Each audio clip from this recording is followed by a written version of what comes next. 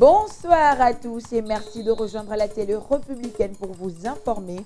Au sommaire de cette édition, volte-face de la Grande-Bretagne face au gel des appuis budgétaires contre le Rwanda. Le gouvernement congolais n'en revient pas. À travers un communiqué de presse, le porte-parole du gouvernement, Lambert Mende Omalanga, exprime l'indignation du peuple congolais contre ce qu'il qualifie d'un soutien tacite de ce pays au Rwanda, alors que le comité des sanctions des Nations Unies n'a pas encore tranché après l'audition de deux parties. À suivre dans ce journal, l'analyse de la rédaction sur la maîtrise du cadre macroéconomique et son impact sur la population, un gros trou noir entre les vécus quotidiens des Congolais et l'embellie plusieurs fois vantée par la troïka financière du pays. Enfin, un autre mandat d'arrêt émis par la CPI contre Bosco Ntaganda, le général en rupture de banc actuellement en cavale, devrait répondre des chefs d'inculpation mis à sa charge.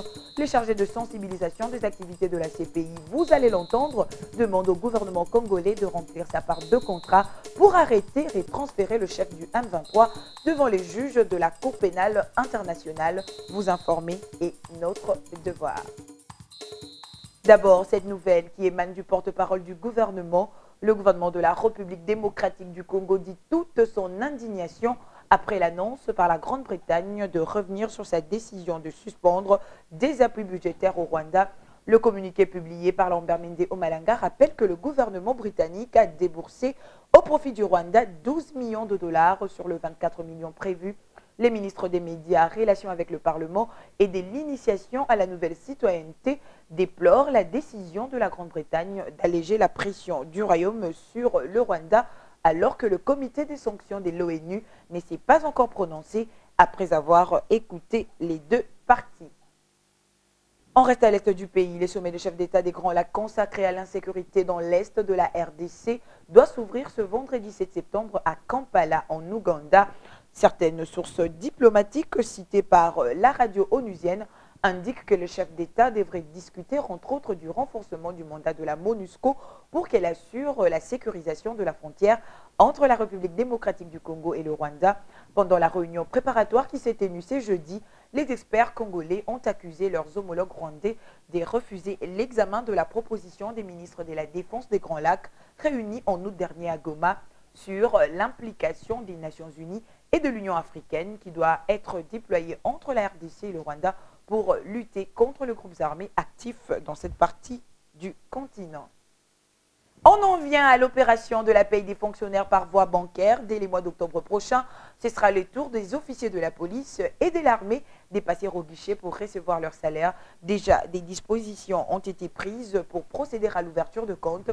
Les vice-premiers ministres et ministres du budget proposent d'associer les opérateurs de téléphonie cellulaire en vue de permettre aux agents d'être payés via le SMS.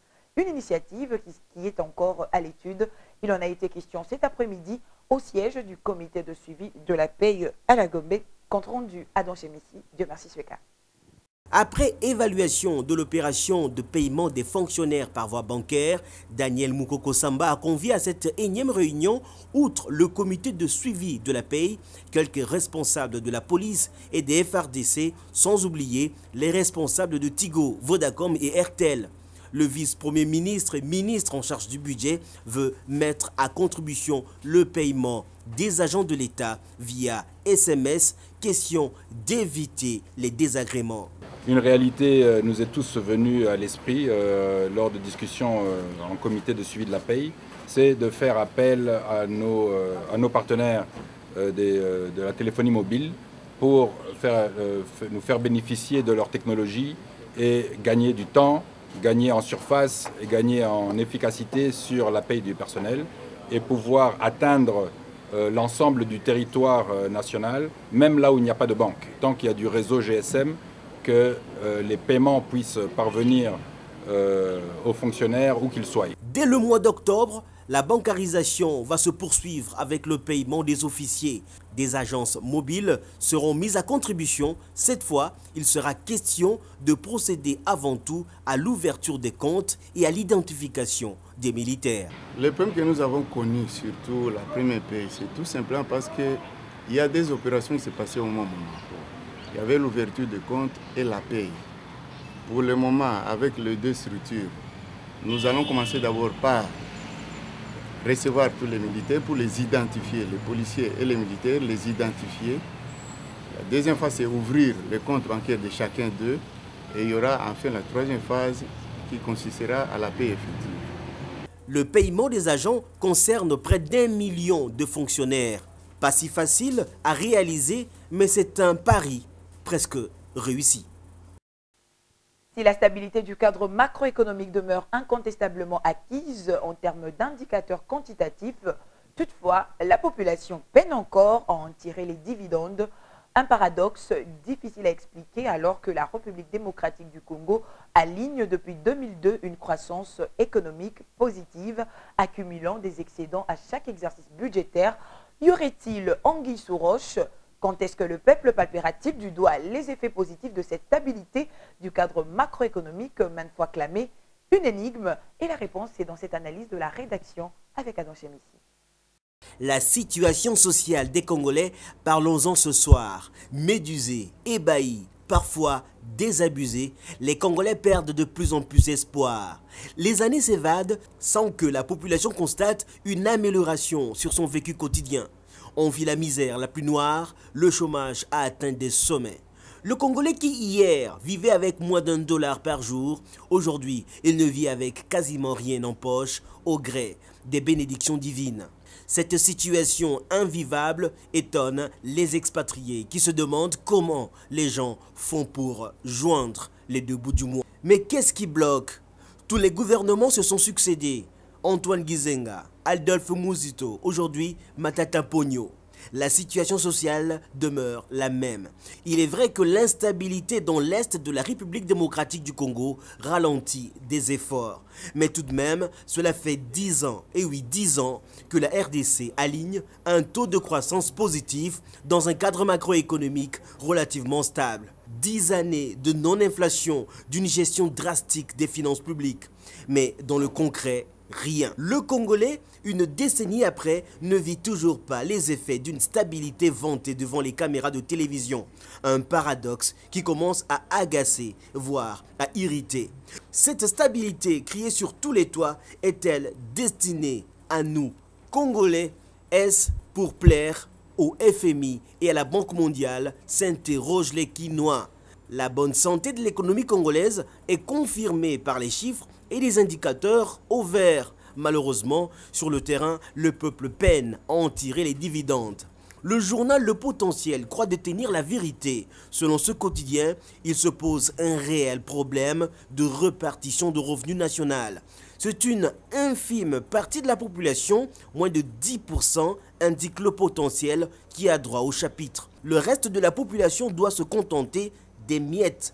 La stabilité du cadre macroéconomique ne se mange pas, disait un économiste, et de poursuivre.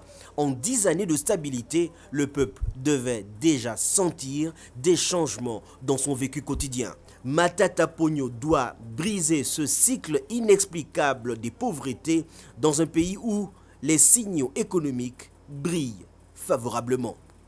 Autre gros titre de l'actualité, la demande d'arrestation de nouveau faite par la Cour pénale internationale contre Bosco Ntaganda qui défraie la chronique en République démocratique du Congo à Kinshasa. Le porte-parole de la CPI, Paul Madidi, pense que la justice internationale a fait son travail. La balle est dans le camp du gouvernement congolais qui doit lui aussi remplir sa part de contrat. José Martin Gandou-Bouyamba, Mariam Boya Chilumba et Pati Alouma. Bosco Ntaganda, plus que jamais dans la visière de la Cour pénale internationale. Le général en rupture est réclamé par la CPI pour qu'il réponde de ses chefs d'accusation mis à sa charge. L'information est confirmée par le chargé de sensibilisation des activités de la CPI à Kinshasa, Paul Madidi, rassure que le supposé responsable du M23 sera jugé une fois arrêté, quelle que soit sa nationalité. Le deuxième mandat n'annule pas le premier. Mais ce n'est pas ça l'information aujourd'hui. L'information aujourd'hui, c'est la demande par la Cour pénale internationale à l'État congolais d'exécuter ce mandat d'arrêt-là. De pouvoir arrêter M. Bosco Ntaganda, de le remettre à la CPI, ou alors d'expliquer ce qui empêche les raisons qui empêchent l'exécution de ce mandat d'arrêt. Le général en cavale ne sera jugé qu'une fois arrêté. La Cour pénale internationale, qui ne dispose pas d'armée ni de police, sollicite toujours la coopération des États partis. Bosco Ntaganda ne sera déféré devant la CPI lorsque l'État où il se trouve actuellement acceptera de coopérer. Le Premier ministre était encore à Kindu, chef-lieu de la province du Maniema. Augustin Matata Ponyo Mapon a visité tour à tour les sites de la Société nationale des chemins de fer du Congo, l'université de Kindu, où les homes des étudiants et les bâtiments devant abriter la faculté de médecine sont en pleine construction. Faisant d'une pierre deux coups, le chef de l'exécutif central est allé se rendre compte de l'évolution des travaux du stade Omnisport de Kindu, une promesse faite par les chefs de l'État, Joseph Kabila Kabange, pendant la campagne électorale. C'est un récit de Doudou Ndombe, Moseka Maingo. La relance de la SNCC impliquera sans doute les activités économiques du Maniema. Le gouvernement vient en aide avec une enveloppe de 800 000 $ américains comme acompte destinée à réhabiliter les trafics fluviaux et ferroviaires. Bien plus, Matata Ponyo annonce l'arrivée des 2 locomotives dans le tout prochain jour. Les responsables de la Société nationale des chemins de fer ont exprimé leur gratitude au gouvernement pour cette assistance. Le Premier ministre a également visité l'université de Kindu. Là, le gouvernement construit un home pour les étudiants de la faculté de médecine. Le recteur de l'université s'en félicite. Le Kindu se transforme en un véritable chantier. L'entreprise Sogedi, de son côté, procède à la construction d'un stade omnisport suivant les standards internationaux. Développement des infrastructures de base particulièrement routières en République démocratique du Congo, le gouvernement met les bouchées doubles. C'est l'essence même de ce long périple effectué il y a moins d'une semaine par le ministre de l'Aménagement du Territoire, Urbanisme, Habitat, Infrastructures, Travaux publics et Reconstruction. Fridolin Kasweshi-Musoka a parcouru la route nationale numéro 1 depuis la ville de Kinshasa jusqu'à Mbujimaï, chef-lieu de la province du Kasaï oriental. C'était l'occasion pour Fridolin Kasweshi-Musoka de palper du doigt les réalités de cette route d'intérêt national. Je vous propose un extrait de cette visite d'inspection. Déterminé à relever le défi de la reconstruction, Fridolin Kasweshi-Musoka semble avoir renoncé au repos. Ce long voyage qu'il effectue à l'intérieur du pays en est une illustration parfaite. Le ministre de l'Aménagement du Territoire, Urbanisme, Habitat, Infrastructures, Travaux publics et Reconstruction, à la tête d'une forte délégation, est allé à la découverte de la nationale numéro 1, une route qui relie 6 provinces de la République démocratique du Congo. Le Bas-Congo, la ville de Kinshasa, le Bandundu, le Deux-Kasaï et le Katanga. Parti de Kinshasa le mardi 28 août dernier, partout où il est passé, le ministre de la TU-ITPR est animé d'un seul souci, les développements des infrastructures de base, particulièrement celles routières, selon la vision du chef de l'État, Joseph Kabila Kabange. À Mongata, à environ 163 km de la capitale, le ministre en charge de l'ITPR se fait expliquer les méandres du fonctionnement de ce poste de péage. En moyenne, 150 véhicules passent par ici et contribuent sans aucun doute aux efforts pour la réhabilitation des routes. À quelques encablures de Kenge, chef-lieu du district de Kwango, une chose attire l'attention. La route est en très bon état, elle est bien asphaltée. Un bémol tout de même, la population a du mal à s'approprier cet ouvrage. L'exploitation agricole est très faible, il n'y a que le commerce du charbon qui semble intéresser les riverains. D'où l'importance d'une sensibilisation à tous les niveaux. C'est dans l'après-midi que Fridolin Kasweshi-Musoka arrive à Kenge où l'attend une foule qui s'est mobilisée le long de la route pour l'accueillir. Vite, il se met à visiter la voirie urbaine. L'avenue 24 novembre et celle de l'aérodrome parlent d'elles-mêmes. Au point de kilométrage D176, un bassin de rétention d'environ 1150 mètres pour barrer la route aux érosions. 72 mètres de largeur, 35 mètres de profondeur, l'office des routes est à pied d'œuvre. Fridolin Kasweshi-Musoka est aussi ministre de l'Aménagement du Territoire. Une vue sur le trajet permet à certains arrêts de voir le travail qui l'attend. L'emplacement des cases dans certains villages laisse à désirer. À la bifurcation de Féchy, le numéro 1 de l'aménagement du territoire, urbanisme habitat, infrastructures, travaux publics et reconstruction et sa suite s'arrête au PK 376. Sous l'impulsion du gouvernement provincial, le sol est labouré, préparé pour la saison agricole qui commence. Les responsables expliquent ici sera planté du manioc à tubercules avec une projection de 10 tonnes par hectare. Le courge aussi.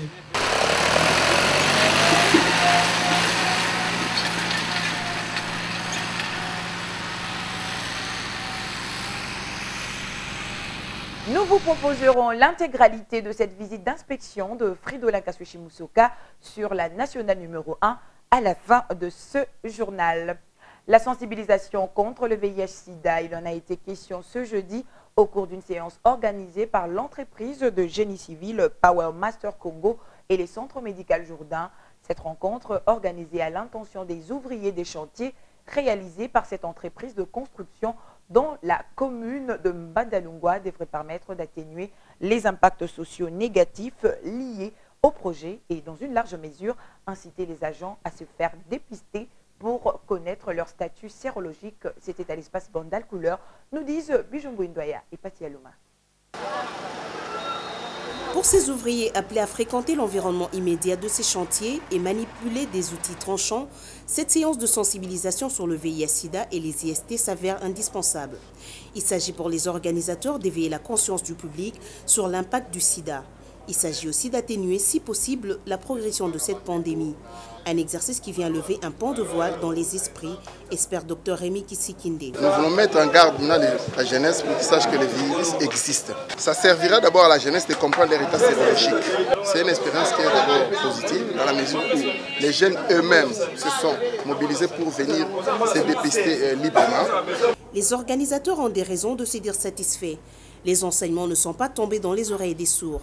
Les bénéficiaires promettent d'en faire bon usage. J'ignorais toutes ces choses, dit cet homme. J'ai écouté ces enseignements qui ont apporté un plus dans ma vie. À partir d'aujourd'hui, j'opte pour le préservatif comme méthode de prévention afin de me protéger et protéger ma conjointe. Connaître son état sérologique est déjà un point positif. Certains ouvriers joignent la parole à l'acte. Sur place, ils se font dépister. Question de connaître son état sérologique afin de se protéger et protéger les autres. Et sachez que l'hôpital Biamba Marie Mutombo se dote du matériel haut de gamme.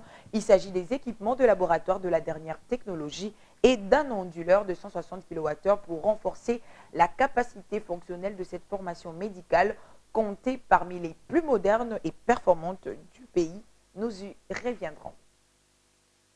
En dehors de nos frontières, avant même la fin de la Convention démocrate et les discours de Barack Obama, le vote anticipé débute ce jeudi dans 30 des États des États-Unis.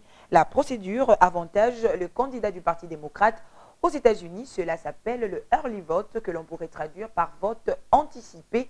À 2 mois exactement de l'élection américaine du 6 novembre prochain, les électeurs de 30 des États, plus la capitale fédérale, Washington, du pays, peuvent désormais faire leur choix dès ce jeudi entre Barack Obama et Mitt Romney. D'autres États suivront dans les semaines à venir. 60 immigrants clandestins, dont 31 enfants originaires des pays du Proche-Orient, ont péri jeudi dans le naufrage de leur embarcation au large des côtes de l'ouest de la Turquie, en face de côtes grecques, a rapporté l'agence de presse semi-officielle Anatolie. Le précédent bilan fourni par le gouverneur adjoint de la province d'Izmir, Ardahan Totuk, faisait état d'au moins 58 victimes, selon ce responsable de la région au large de laquelle le naufrage s'est produit. 40 passagers de l'embarcation ont été repêchés en mer, parmi eux les capitaines du navire et son second. À Kinshasa, capitale de la République démocratique du Congo, pour être tout à fait complet avec l'actualité nationale, Doudou Ndombe Moseka Maingo nous emmène à effectuer avec elle la ronde des journaux parus ce jeudi. Revue de presse. Du 7 au 8 septembre prochain se tiendra à Kampala, en Ouganda, un sommet des chefs d'État de la région des Grands Lacs sur la situation sécuritaire dans l'est de la RDC. L'avenir estime que ce sommet est celui de tous les enjeux. Selon le quotidien, Kampala 2 fera état des propositions des ministres de la Défense des 11 pays de la CIRGL réunis à Goma. Ces derniers parlent de 4000 hommes et définir la provenance des différents contingents militaires chargés de surveiller la frontière rwando-congolaise. En tout cas, les populations du Kivu n'attendent que la fin de leur calvaire. Joseph Kabila se bat justement pour cela. Il a réussi à convaincre ses pairs de la SADC. Tant pis pour une certaine opposition qui s'est illustrée par son irresponsabilité en donnant crédit aux propos du ministre rwandais de la Défense, conclut le journal. D'ailleurs, la prospérité le dit si bien en paraphrasant la déclaration du MSR qui dit, je cite, « En ce moment si difficile, chaque fille et fils du pays devrait-il apporter sa contribution pour cimenter l'unité du peuple congolais face à l'ennemi commun que d'entendre des notes divergentes ou un autre son des cloches démobilisateurs de la part de l'une ou l'autre composante des élites congolaises, en l'occurrence des acteurs politiques. » Fin de citation. Et à l'observateur de faire mention de Roger Lumbala qui serait en cavale au Burundi. L'on ignore encore ce que le député national et président national du RCDN est allé faire à Kigali ou à Bujumbura en ces temps de crise entre la RDC et le Rwanda. Pour Lambert Mende, porte-parole du gouvernement congolais, il est évident que nous sommes face à un cas de présomption de haute trahison. Autre sujet d'actualité, le mandat d'arrêt lancé à Bosco Ntaganda par la CPI. Pour Forum des As, la Haute Cour internationale teste la bonne foi de la RDC. En effet, avec ce deuxième mandat, la CPI demande au gouvernement congolais de prendre ses responsabilités en arrêtant le chef du M23. Il est temps que Ntaganda cesse de pavoiser au Nord Kivu et se retrouver dans les meilleurs délais dans une des géoles de la CPI. Même information relayée par la Référence Plus. D'ailleurs, Nicolas Kouyakou, responsable de l'unité de sensibilisation de la CPI en Ituri, se dit prêt à faciliter l'arrestation du général fugitif. Enfin, à qui profite la stabilité du cadre macroéconomique, s'interroge le potentiel. Si en termes d'indicateurs, les cadres macroéconomiques demeurent stables, la population peine encore à en tirer les dividendes. Une situation paradoxale à expliquer quand on sait que depuis 2002, le pays aligne une croissance économique positive. Il est temps de passer du virtuel au réel. Fin de cette revue des presse. Et voilà une belle ronde des journaux. Doudou Ndombe Mosika Bayingo qui met fin à cette édition. Merci à vous tous de votre aimable attention. Le reste de l'actualité, comme d'habitude, sur www.lepotentielonline.com. Heureuse soirée pour ceux qui resteront branchés avec nous sur nos antennes. Au revoir.